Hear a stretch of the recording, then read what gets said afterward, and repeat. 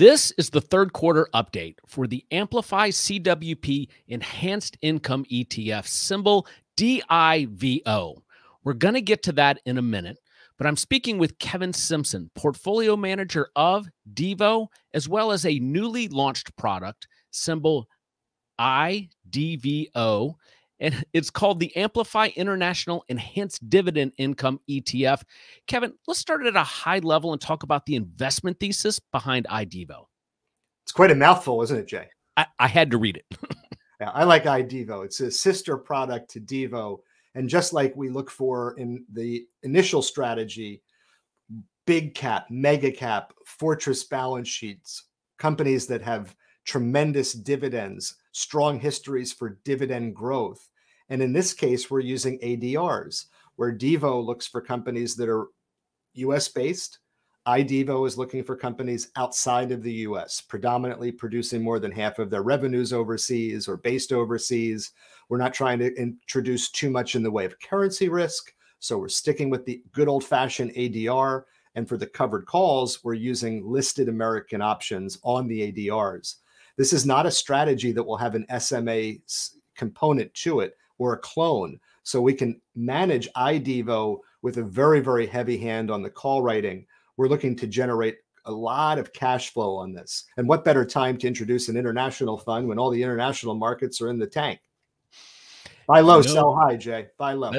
That's right. That's right. So for financial advisors looking at this new ETF, where do you think it fits in a portfolio? Because it's a new ETF, I think you always want to look at it as a complement to what you're already doing. You know, this isn't an emerging market space. This is mega cap, large cap, international, and it can go very much around the globe with friendly nations, of course.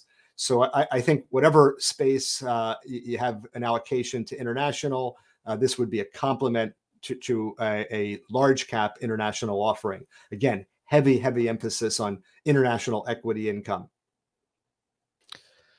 All right, Kevin. So viewers can learn more about this new ETF by visiting IDVOETF.com. That's IDVOETF.com.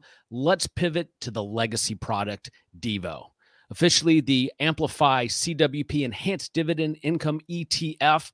For new viewers, what is the investment thesis behind DIVO? I can't wait to our third ETF. I want to see if we can get 45 words in the explanation, in the title. For those of you who are new to DIVO, DIVO is a 25 to 30 stock portfolio, S&P 100 names, mega cap, blue chip, again, fortress balance sheets, as you heard with IDVO. We're looking for companies that have dividend growth history as a very, very predominant underlying factor. So think of it like clients looking for how to hedge against inflation.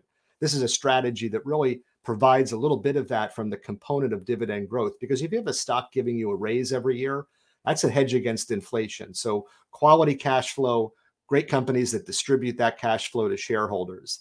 We try to get about a 2 to 3% cumulative dividend target with a 10 to 15% 5-year dividend growth. We sprinkle in some covered call writing. We do that to help hedge and mitigate some of the drawdowns, which can be very, very compelling and powerful, again, as we head into markets that might not be straight up rocket ships like we were spoiled with in 2019, 20, and 21. That's right. And Kevin, I think this is important. How is the portfolio constructed from a top-down basis?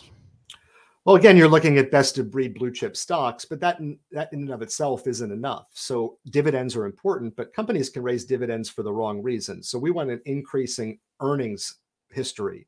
We're looking at PEG ratios. We're looking at balance sheets. We're looking at making sure that these companies, you hear the word moat all the time, but we want to make sure they've got some control over their supply chain. And most importantly, that they've got products where they can maintain their margins even in the face of higher prices. So these companies are very, very well funded, very well constructed, and very well capitalized. I think good management doesn't hurt. We have exposure across all sectors, Jay, so we don't want to be market timers. We don't want to make sector bets and everything. If you think of it through the lens of risk-adjusted returns, that's how we're thinking about everything, every day, every decision. So we even maintain a maximum position size target at 5%. Get a stock does well, it grows to a 7 or 8% weighting. We use old-fashioned rebalancing to bring it back to 5. We care about delivering performance when markets are up, but that's easy.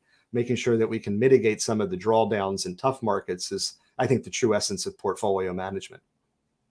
Kevin, when you look back on the third quarter, what portfolio changes are of note?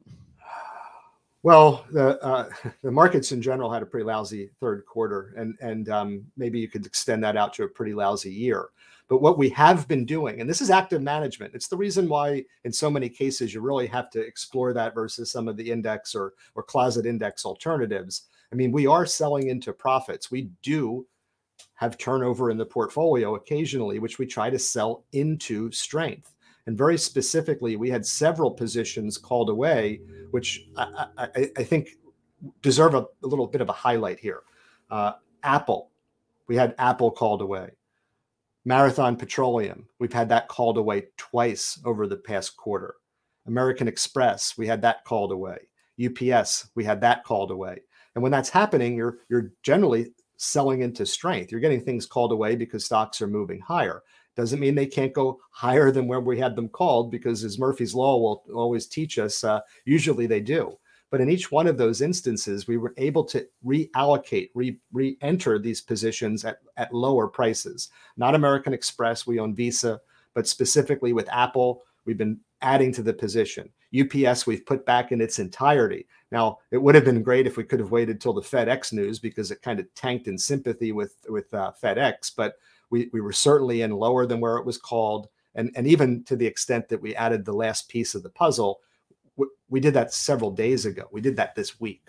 So very important, the essence of active portfolio management for risk mitigation. So I think if we look back over the third quarter, the best thing that can be said for it is that it's over. But I don't think that the pain that we're experiencing, the volatility, the range-bound markets are going to be over anytime soon, because markets, Jay, can't really go higher until the Fed stops raising rates. They can bounce around. They can be range-bound. They might be able to go up a little bit temporarily. And as we know, they can go down.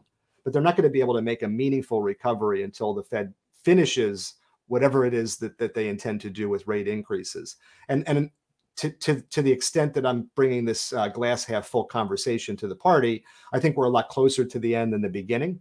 And I think that the fourth quarter could be the end of Fed rate hikes. And if it's not the end, it's pretty darn close. Anything else that you're keeping your eye on for the fourth quarter? Well, I mean, we're all hoping for inflation to come down. That's going to take a really long time. We're not going to see, some kind of miracle there, but peaking is the first step. And we've seen that over the third quarter fairly consistently. Fed's obviously taking up much of our attention in terms of what they're doing, what they say they're going to do, and for how long. The situation in China with a zero tolerance policy is not the greatest thing in the world if you're looking from a global economic standpoint.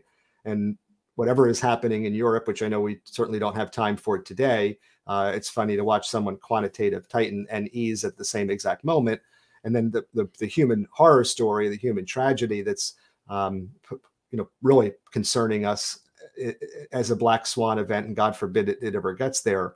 But the horrific invasion in Ukraine is taking a toll on markets. So there's more headwinds than we've seen for a really long time. And I think it's just creating awareness that we're going to get through it.